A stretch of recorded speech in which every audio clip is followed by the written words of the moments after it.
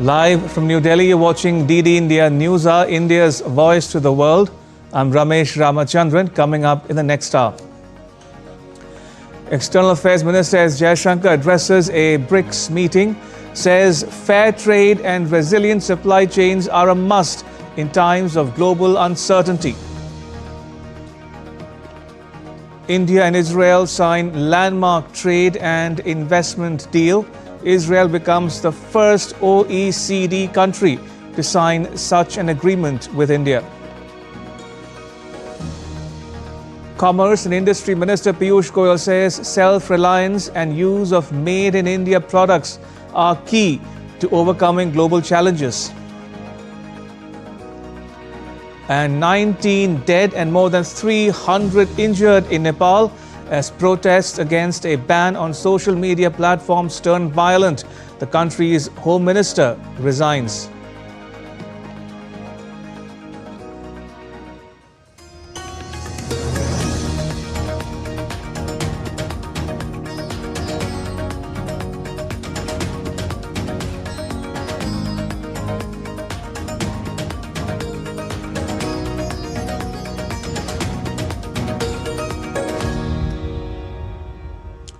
External Affairs Minister S. Jaishankar on Monday addressed a virtual BRICS meeting. He underscored the importance of building a more resilient supply chain and democratizing manufacturing. The minister highlighted global challenges including the COVID-19 pandemic and geopolitical conflicts, noting that the multilateral system seems to be failing. The meeting was convened by Brazil's President Lula da Silva to discuss the escalating disruptions in global trade. External Affairs Minister Dr. S. Jaishankar represented the country at a virtual BRICS Leaders Summit on Monday. Dr. Jaishankar stressed that the objective of BRICS should be to create more resilient supply chain to mitigate disruptions. The world, as a collective, is seeking a stable and predictable environment for trade and investment. At the same time, it is imperative that economic practices are fair, transparent, and to everyone's benefit. When there are multiple disruptions, our objective should be to proof it against such shocks. That means creating more resilient, reliable, redundant, and shorter supply chains. Not just that, it is also essential that we democratize manufacturing and production and encourage their growth in different geographies. The minister highlighted concerns about the current state of the world. He said that the multilateral system appears to be failing the world in the face of challenges over the last few years. The state of the world today, Excellencies, is a cause for genuine concern. The last few years have witnessed the devastating impact of the COVID pandemic, major conflicts in Ukraine and the Middle East, West Asia, volatility in trade and investment flows, extreme climate events, and a discernible slowing down of the SDG agenda. In the face of these challenges, the multilateral system appears to be failing the world. That so many serious stresses are being left unaddressed is understandably having consequences for the global order itself. It is this cumulative concern that BRICS is now discussing. Dr. Jaishankar also raised alarm on climate action and climate justice, which are currently slipping in global priorities. The summit aims to forge a united BRICS response and reaffirm support for multilateralism amid escalating US trade wars. Aman Kumar Himanshu's report for DD India. Prime Minister Narendra Modi will visit Himachal Pradesh and Punjab on Tuesday to review the flood-related situation there. He will undertake an aerial survey of the flood and landslide-hit areas in Himachal Pradesh. He will meet officials and chair a high-level review meeting on the situation in Kangra, Himachal Pradesh. He will also meet the flood-affected persons and the NDRF, the STRF and Apada Mitra team in Kangra. Then the Prime Minister will conduct an aerial survey of the flood-affected areas in Punjab in the afternoon. At Gurdaspur, he will hold discussions with senior officials and chair a review meeting on the ground situation. He will also interact with flood-affected people as well as the NDRF, the SDRF and the Apada Mitra teams. The Prime Minister's direct review is aimed at closely monitoring relief and rehabilitation efforts to support the people of the two states during this difficult time. Progress on a US-brokered deal between Israel and Hamas was marred by a deadly terror attack in Jerusalem, which killed 6 and injured 15. Israel's Prime Minister Benjamin Netanyahu vowed to intensify military action, calling it a mighty war against terror. The United Nations and the European Union condemned the deadly terror attack and again called for a ceasefire. While a hostage release deal nears approval, the Hamas has demanded a full Israeli withdrawal before agreeing to a truce.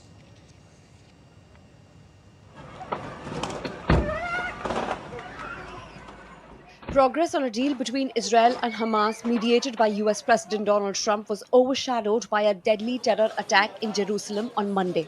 6 people were killed and 15 injured in a shooting near Ramot Junction. Though the attackers were killed by police, but the situation is developing. Israeli Prime Minister Benjamin Netanyahu visited the scene, described it as a mighty war against terror, and pledged to intensify military actions. The war is also continuing in Gaza Strip, where we will destroy Hamas as we promised and bring back our hostages, all of our hostages, sadly in Jerusalem too. The attack drew international condemnation, with the EU stressing the urgent need for a ceasefire as Israel continues its war in Gaza. We condemn this attack as we condemn all loss of lives, which actually must stop now. We call for de-escalation, and this shows how necessary and critical a ceasefire is. Civilians on both sides, both Palestinians and Israelis, have suffered for far too long and far too much, and this must end now, and it is high time to break this cycle of violence. Meanwhile, the deal for the release of Israeli hostages is nearing approval, with Israel accepting Trump's Gaza ceasefire proposal. President Trump said it clearly yesterday. Israel said yes to his proposal. We are ready to accept a full deal that would end the war based on the cabinet decision. 2 things must happen. 1, the return of our hostages. We still have 48 hostages kidnapped from their homes on October 7th being held in Gaza today. Second thing, Hamas must lay down its arms. On Sunday, President Trump warned Hamas via social media to accept the Gaza truce and hostage deal or face consequences. Hamas responded by agreeing to negotiations but insisted on the complete withdrawal of Israeli forces from Gaza. The final picture still remains to be seen. Bureau Report, DD India. The Nepal government has decided to form an inquiry committee into the crackdown on Monday's protests by Gen Z, in which at least 19 people have died and more than 347 injured. In the evening, Prime Minister KP Sharma Oli called an emergency meeting of his Council of Ministers and the National Security Council, where Home Minister Ramesh Lekhak tendered his resignation, taking moral responsibility for the government's crackdown.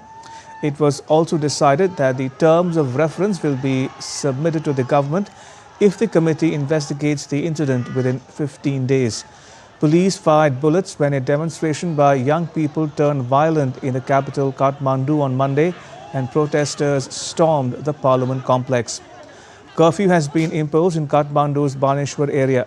The social media ban came into effect on 4th September, targeting platforms that had not registered with Nepal's government despite multiple warnings. This includes popular platforms such as Facebook, Instagram, WhatsApp, X and YouTube. The protesters are demanding an end to the social media ban, which they see as a digitally repressive move that curtails free speech and expression.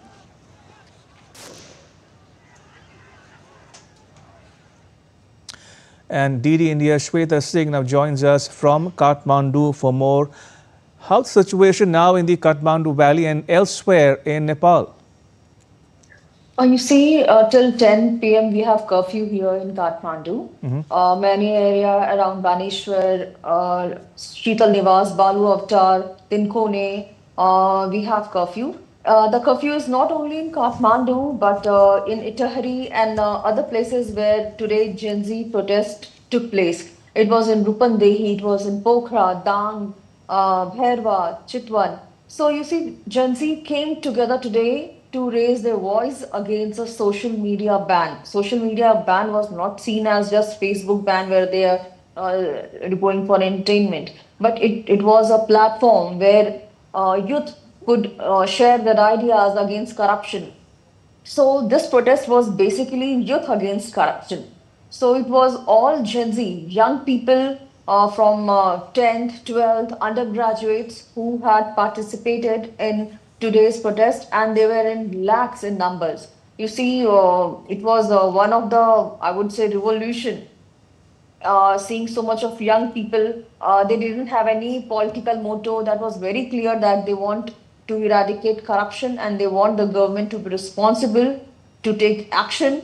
Now enough is enough. So I think it was a youth revolution that I observed today on the streets of Kathmandu. Also, what can you tell us about the Home Minister's resignation? Has he offered to resign, and has his resignation been accepted? No, actually, he has offered on the moral ground. Being a home minister, and today we observed 19 deaths in Nepal with 347 injured. So, on the moral ground, he has forwarded his resignation. He have informed Sher Bahadur Deoba, Nepali Congress chairman, that he is going to resign.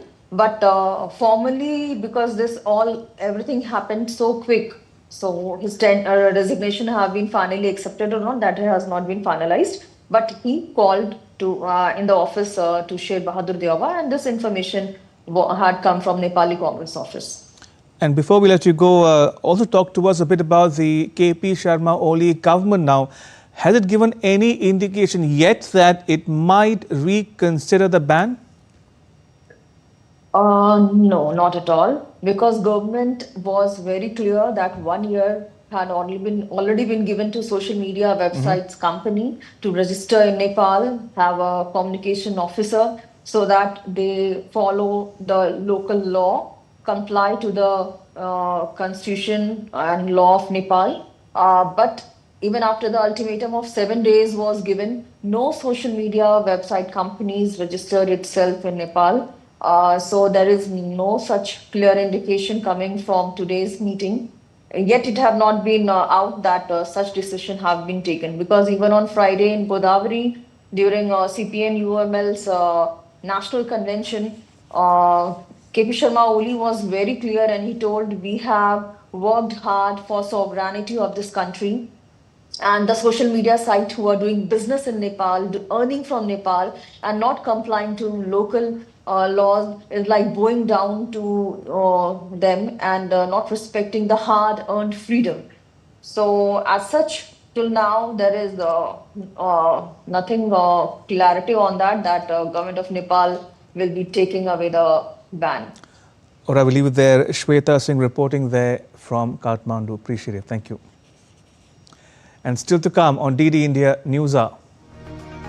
6 killed, several injured in Jerusalem shooting.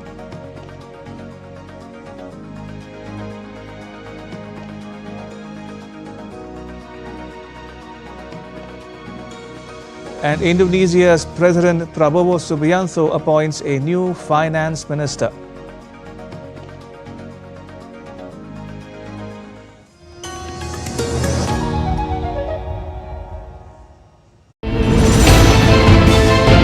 Geopolitics and trade deals. Economic challenges amid development. Hard work and the path to prosperity. It's the economy always. Between walkers, money is what money does and says. Supply creates its own demand. Between the bulls pulls and bears tears. When supply chains globalization and India rises to the podium. We'll get you centered with the economic brief at 8 p.m. every Thursday on DD India.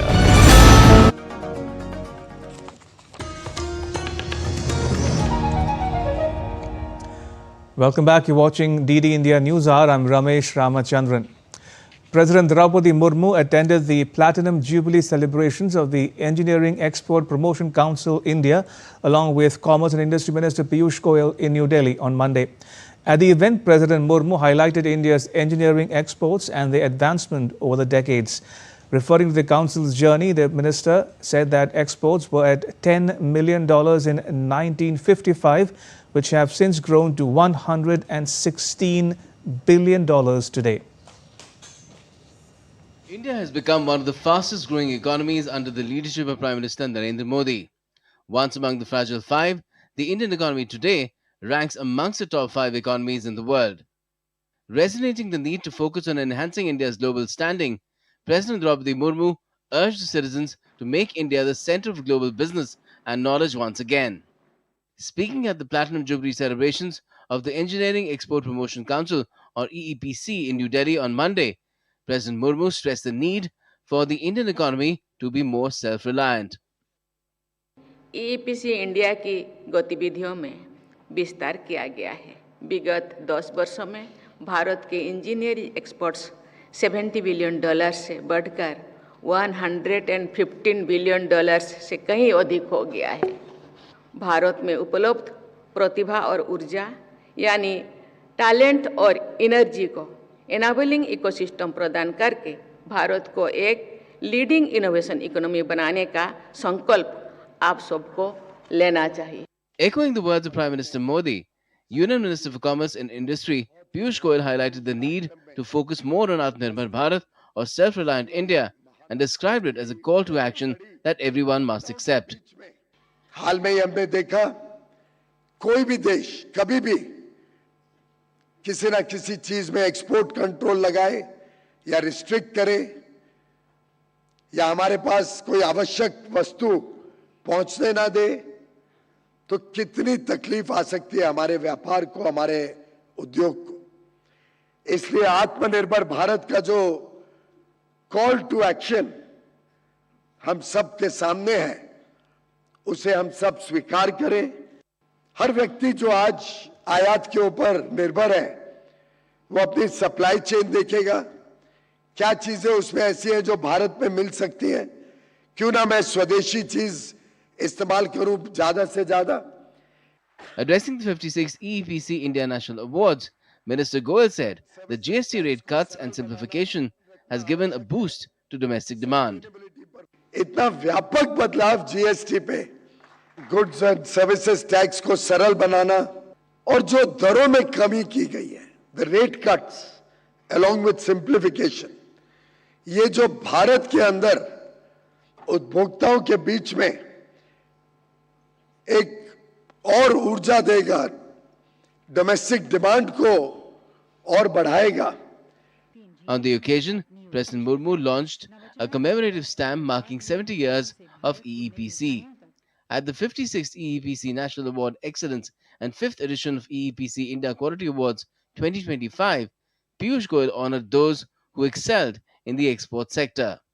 The celebration also highlighted the contribution of EEPC to India's growth over decades. Bureau Report, DD India. Political uncertainty has hit France again as Prime Minister François Bayrou faces a confidence vote in Parliament. Pressure grows on French President Emmanuel Macron as the 6th Prime Minister under his regime may be forced to exit over his austerity budget, which foresees almost $52 billion of cost savings to reduce France's debt pile. 9 months after becoming the Prime Minister, Bayrou may be ousted. A majority of 577 lawmakers are required to keep him in office. The vote will force Macron to either appoint a 7th Prime Minister or call snap elections in a bid to have a more accommodating parliament. Ahead of the confidence vote, Bayrou delivered his general policy statement during the parliament's extraordinary session. Defending his budget, he called the confidence vote a pressure France is facing to repair its finances. The French leader further stressed that if the country does not address debt, it will no longer be able to borrow at all. It's the hole that debt serving makes each year. What we need to pay lenders for interest and the part of the capital that we need to pay back. And this we need to allot for it. Otherwise, it's bankruptcy. If we do not do so, we will no longer be able to borrow another cent, meaning we cannot leave. The Ukraine-Russia conflict continues to escalate with no signs of a resolution. The US and the European Union are weighing tougher measures against Moscow. In Washington, D.C., top officials are discussing a second wave of sanctions aimed at applying more pressure on Russia. DD India's Rahul Upadhyay reports.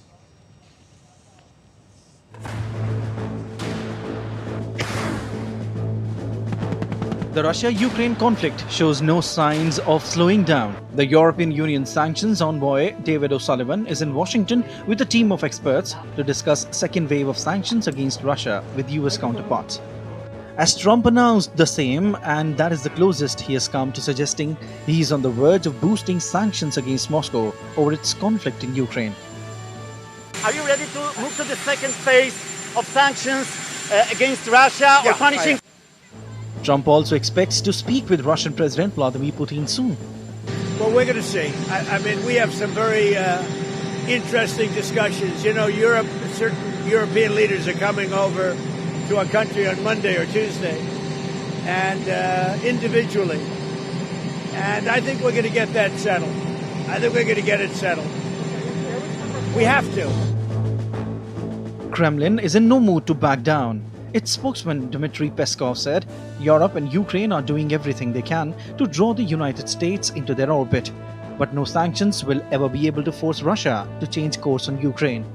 Russia controls 1/5 of Ukraine and launched its largest air attack of the war over the weekend.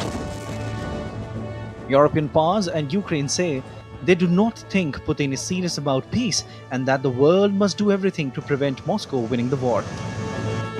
German Chancellor Friedrich Merz has warned that Russian President Vladimir Putin's imperialist plan wouldn't end with the conquest of Ukraine, but would rather be just the start. Rahul Upadhyay's report for DD India. U.S. Treasury Secretary Scott Bessent said on Sunday that he is confident that President Trump's tariff plan will win at the country's top court, but warned that his agency would be forced to issue massive refunds if the verdict goes against it. Last week, the Trump government asked the court for an expedited ruling to overturn an appeals court decision that found most of its tariffs on imports from other countries illegal. Generally, the court could take as long as early next summer to issue a decision on the legality of Trump's tariffs. Bessent has said that delaying a ruling until June 2026 could result in a scenario in which $750 billion to $1 trillion in tariffs have already been collected, and unwinding them could cause significant disruption. The prospect of the government having to refund tariffs of that magnitude could mean an unprecedented windfall to the businesses and entities that paid them. Indonesia's President Prabowo Subianto has appointed Purbaya Yudi Sadeva as the country's new finance minister. Sadeva is an economist who previously served as the chief commissioner of the Indonesia Deposit Insurance Corporation. In the deadly anti-government protests across the country, protesters rallied over low wages, the unemployment rate, and perks for lawmakers. Earlier, President Subianto removed Sri Mulyani Indrawati as finance minister in a cabinet reshuffle on Monday. Sri Mulyani is an influential figure who once served as the managing director of the World Bank and was finance minister under 3 different presidents. Her house was ransacked during the recent protests over lavish perks for lawmakers. Prime Minister Modi participated in an NDA meeting in New Delhi on Monday. The meeting was also attended by members of parliament across the NDA.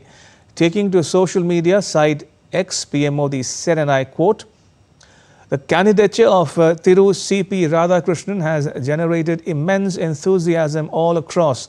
People believe that he will be an excellent vice president who will enrich the office with his wisdom and insights.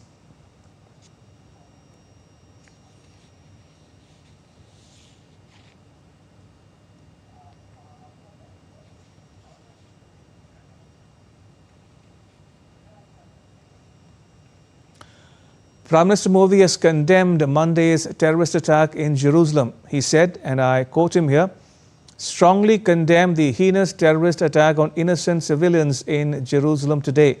We extend our heartfelt condolences to the families of the victims and wish a speedy recovery to those injured.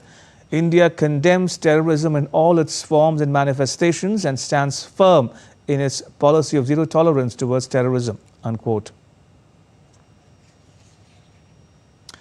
All right, now take a look at what else is making news around the world. Thailand's former Premier Thaksin Shinawatra has returned to the country from overseas. His return comes a day ahead of a court verdict that could potentially send him back to prison. Indonesia's new capital Nusantara was planned to replace an overcrowded and sinking city of Jakarta. It is still under construction. The government hopes to move the administration to Nusantara by 2028, once key legislative and judicial buildings were completed. In London, many commuters turned to bicycles on Monday as a strike shut down the city's underground train network. A dispute arose over pay scale, shift management, and a proposed reduction in the working week. Two Maori wooden carvings held at the South Australian Museum are being returned to New Zealand after more than 130 years. The repatriation, involving community-led efforts, was made possible after years of advocacy by the Maori community, marking a significant step in cultural restoration. Still to come on DD India News Hour. An expert take on the India-Israel investment agreement.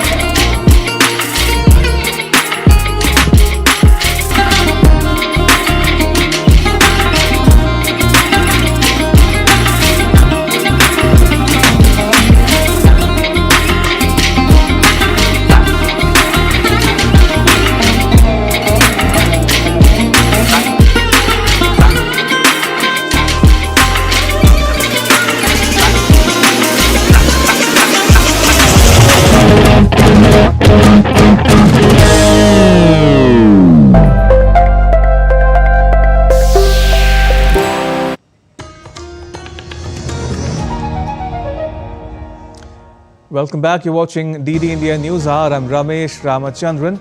A quick recap of the headlines. External Affairs Minister S. Jaishankar addresses a BRICS meeting, says fair trade and resilient supply chains are a must in times of global uncertainty. India and Israel sign landmark trade and investment deal. Israel becomes the first OECD country to sign such an agreement with India. Commerce and Industry Minister Piyush Goyal says self-reliance and use of made-in-India products are key to overcoming global challenges. And 19 dead and more than 300 injured in Nepal as protests against a ban on social media platforms turn violent. The country's Home Minister resigns.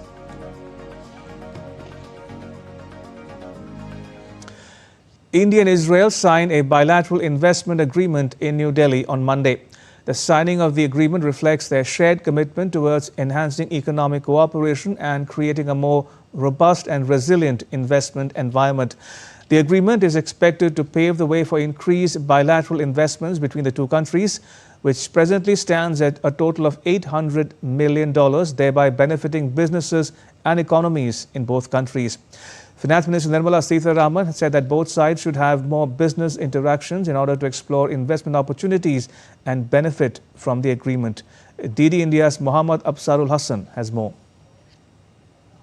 India and Israel signed a bilateral investment agreement in New Delhi on Monday. Union Minister for Finance and Corporate Affairs Nirmala Sitharaman and Finance Minister of Israel Bezalel Smotrich signed the agreement. The treaty will deepen economic relations and boost mutual investments between the two countries.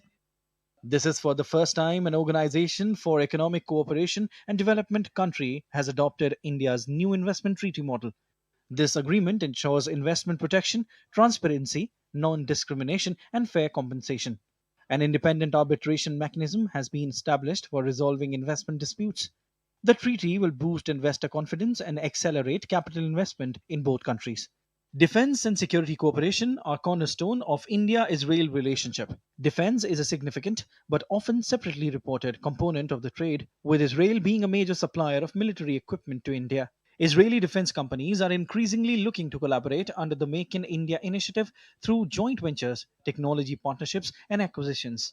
There's a bilateral innovation agreement between India's DRDO and Israel's DDR&D to foster innovation and R&D in startups and MSMEs. Collaboration extends to the aerospace sector, including joint R&D and technology. Recent years have seen an increase in trade in high-tech products, including electronic machinery, communication systems, and medical equipment. Israeli companies have a strong presence in India, primarily in the high-tech domain, with investments in manufacturing plants, R&D centers, subsidiaries, and technology partnerships. Agriculture and water have long been fundamental to the bilateral relationship between the two countries. Israel is a global leader in agricultural and water technologies, and its expertise in areas like drip irrigation, protected cultivation, and water management is highly valued by India. India is a focus country for Israel's trade efforts. Both nations are actively negotiating a free trade agreement and have recently signed a bilateral investment treaty to boost investment flows. Both countries have shown interest in cooperation in the energy sector, including agreements on oil and gas. Israeli companies are showing a growing preference for investing in India's renewable energy sector. The I2U2 partnership also has a focus on sustainable development and renewable energy projects. Mohammad Absarul Hassan for DD India. And joining us for more is Ambassador S.R. Tayal. He is a former Indian ambassador to South Korea and Uzbekistan. Ambassador, welcome to DD India News Hour. Now, first up, how and why did this India-Israel agreement come about? It is very important that India has signed this bilateral investment treaty with the OECD member country. See, after our economy liberalized in 1990, 91, 92, we welcomed foreign investment and mostly it came from rich countries. That means the OECD countries, the Organization of Economic Cooperation and Development countries. And we had a template called for bilateral investment protection agreements, BIPA they used to be called. And we had these BIPA agreements with most of the rich countries and OECD countries. But over the last 2 decades, the experience has been that when international contracts are signed, and then if there is a dispute, then the mechanism to sort out those disputes were all based in the West, and they were very arbitrary and failed to understand India's positions. And we had 30 odd cases of arbitration, for instance, in mostly Western courts or arbitration mechanisms, and they were going mainly against India because the whole contracts were very one-sided under the old BIPA, Bilateral Investment Protection Agreement.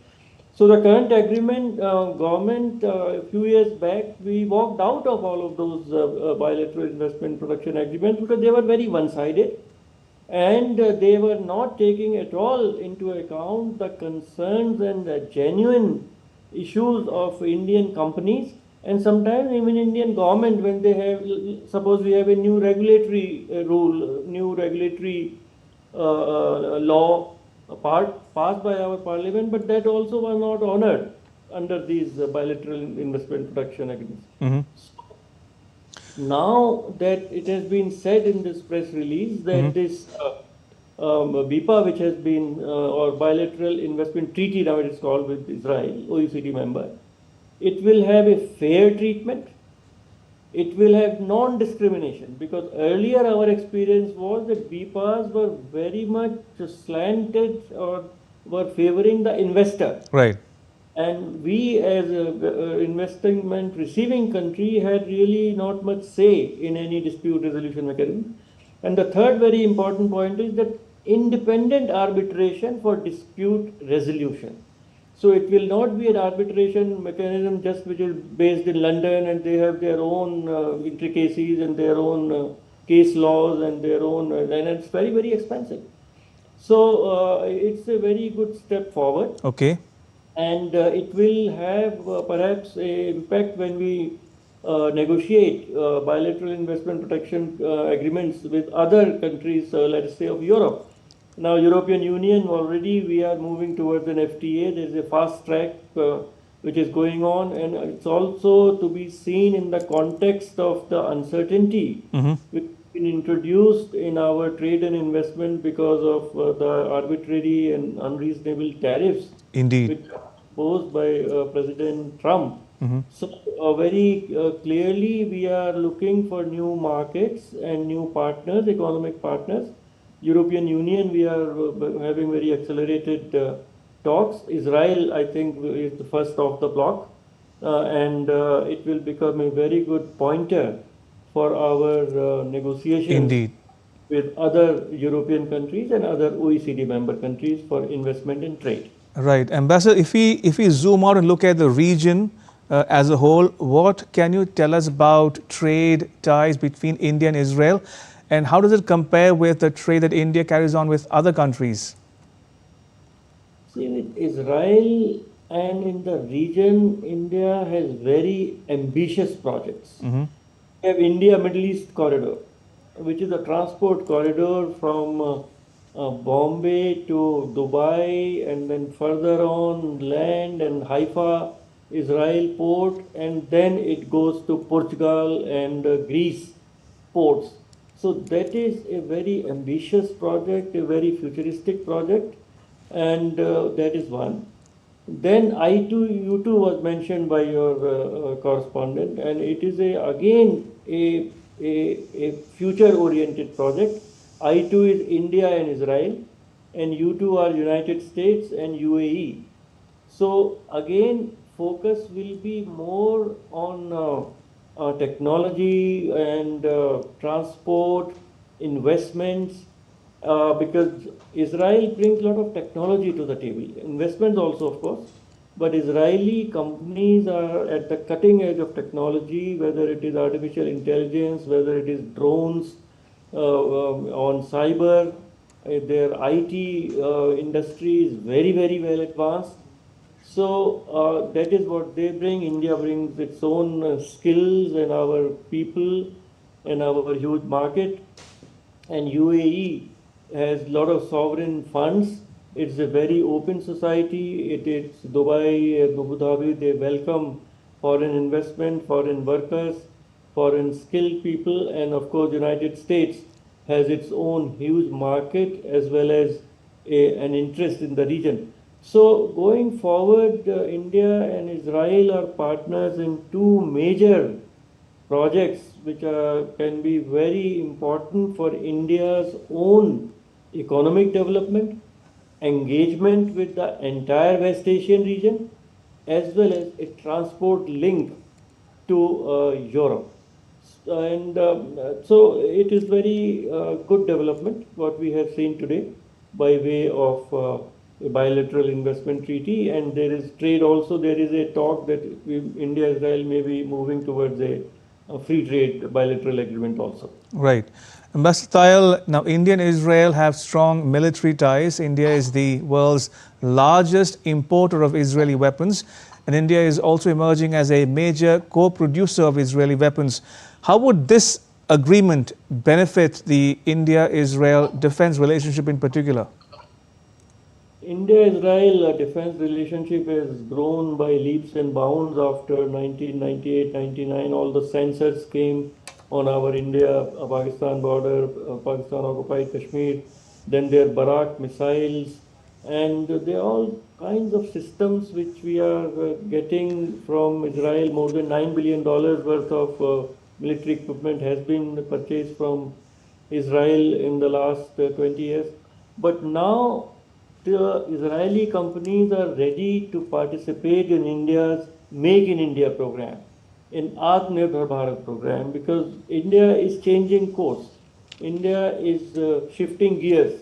Earlier we used to buy defense equipment, but now our quest is that come invest in India, transfer technology, and let us develop new systems together, let us manufacture together, meet India's huge demand and also export to other countries. And Israel is ready to contribute and participate fully in this new template of defense production in India, which is really the road for the future. So Israel is a very reliable partner. They are a strategic partner of India.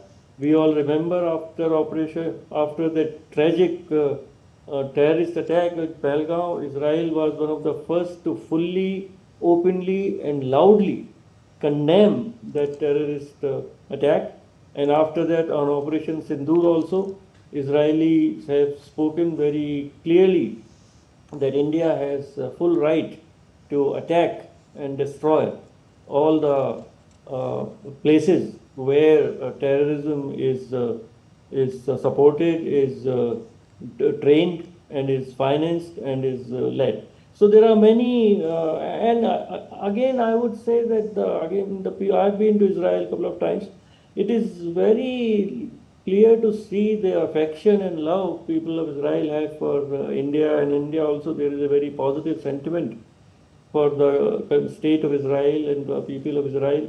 There are about 85,000 Indian Jews who have come to Israel, and they all remember, and the entire Israel recalls that when Jews were being persecuted in Europe and United States and Russia, everywhere, they had an absolutely safe life and sanctuary in India for 2,000 years. They came to Cochin into about 2,000 years back. So there is a lot of very good emotional connection and friendly sentiment between the people of India and the government of India and people of Israel and the government of Israel. And on that, this future relationship is being built, which has a very bright future. And on that note, Ambassador Tayal, thank you for joining us and sharing your thoughts and perspectives with our viewers in India, Israel, and around the world. Thank you for your time. Much appreciated. Thank you. All right, now take a look at what else is making news here in India. The Indian Railways started its first local relief train service between Katra and Sangaldan on Monday. The service aims to help locals facing difficulties because of the closure of the Jammu-Srinagar National Highway following floods and landslides. A mock flood rescue exercise was conducted at Vellore in Tamil Nadu by the fire department. The drill demonstrated the use of rescue equipment and techniques to stimulate rescuing individuals in an emergency, showcasing how simple household items can save lives. And still to come on DD India News Hour, we get you all the glitz and glamour from the Toronto International Film Festival.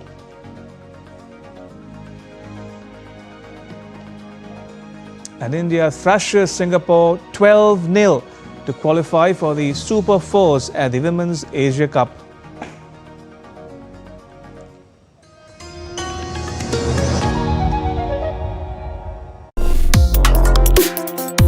Complex issues, hidden agendas, twists and turns, strategic games. We think all dots are linked. We just need to connect them. Join me every week as I connect the dots to unravel hidden designs in statecraft, mysteries, and decode issues that matter to you.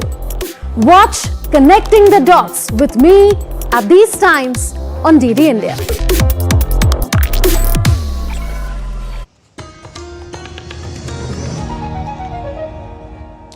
Welcome back. You're watching DD India News Hour. I'm Ramesh Ramachandran.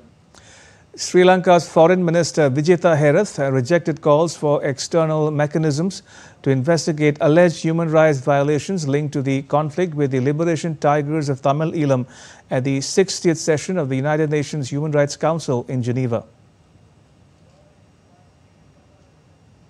Rights and well-being of all Sri Lankans through our domestic processes.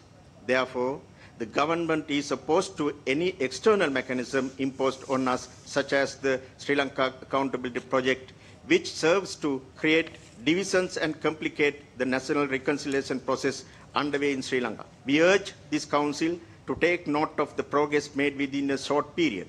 We seek your continued support to provide us the time and space that is required to make use of this historic opportunity to advance the rights and well-being of Sri Lankans through national processes.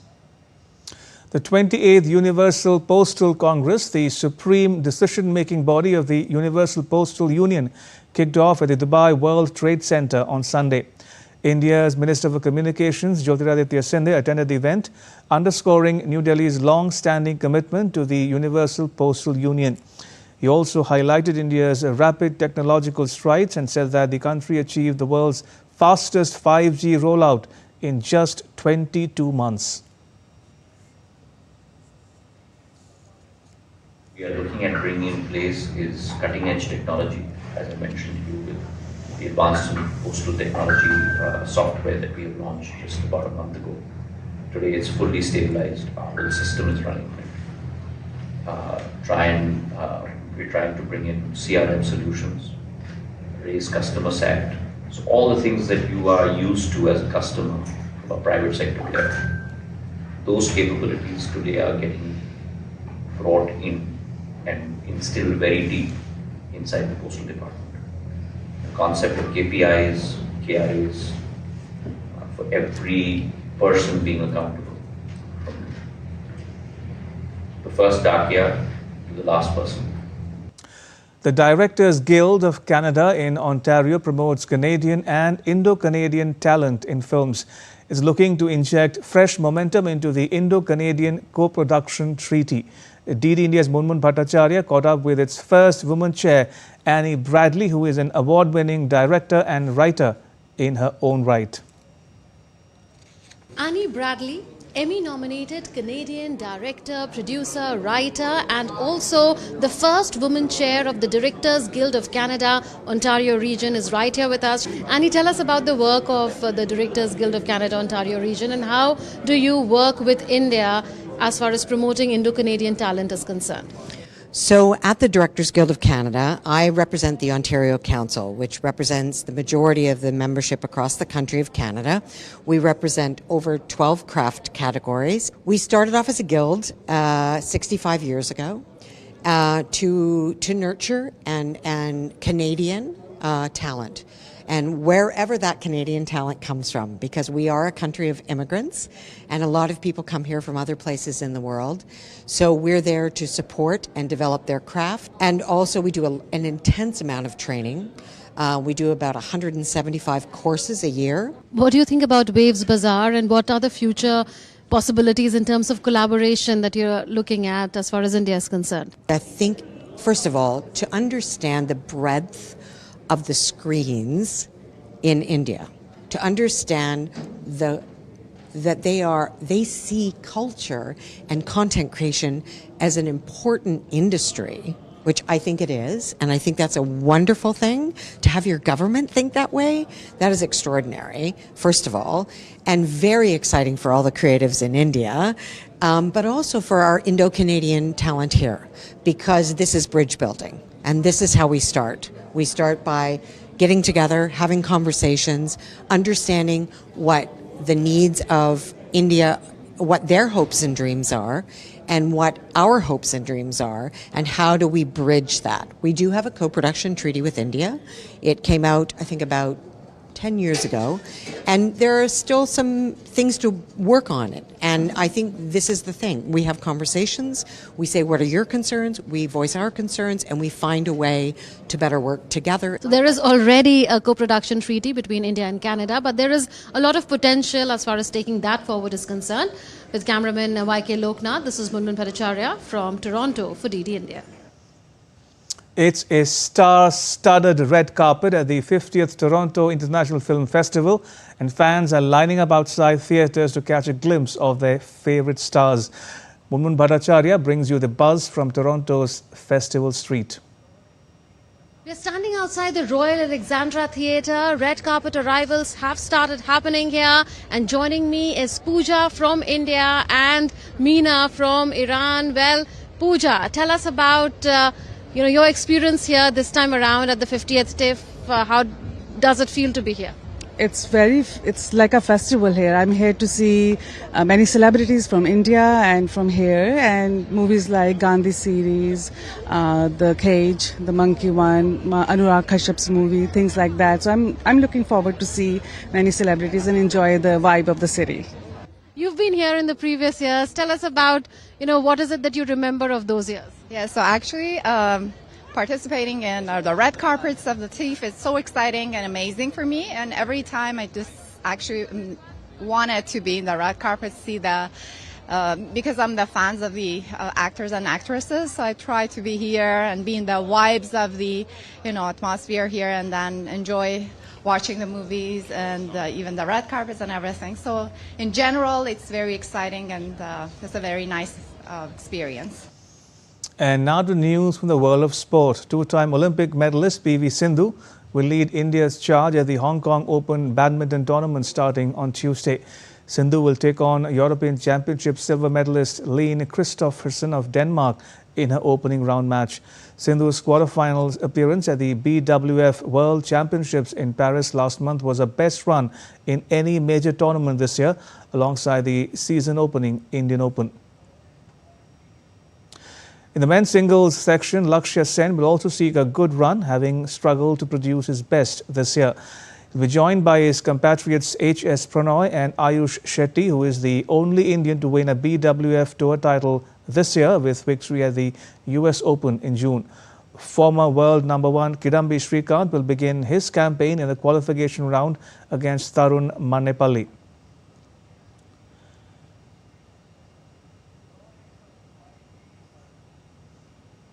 India's challenge in the men's doubles will be spearheaded by Satvik Sairaj Rankireddy and Chirag Shetty. They'll be keen to overcome their semi-final jinx at the Hong Kong Open. The Indian duo have been knocked out of the last four in the 5 different tournaments this year, including the World Championships. Meanwhile, Dhruv Kapila, Tanisha Crasto and Rohan Kapoor, Rutvika Gadde will be in action in the mixed doubles section. Only 2 Indians have won the Hong Kong Open. Prakash Padukone clinched the inaugural men's singles title in 1982, while Saina Nehwal took the women's crown in 2010.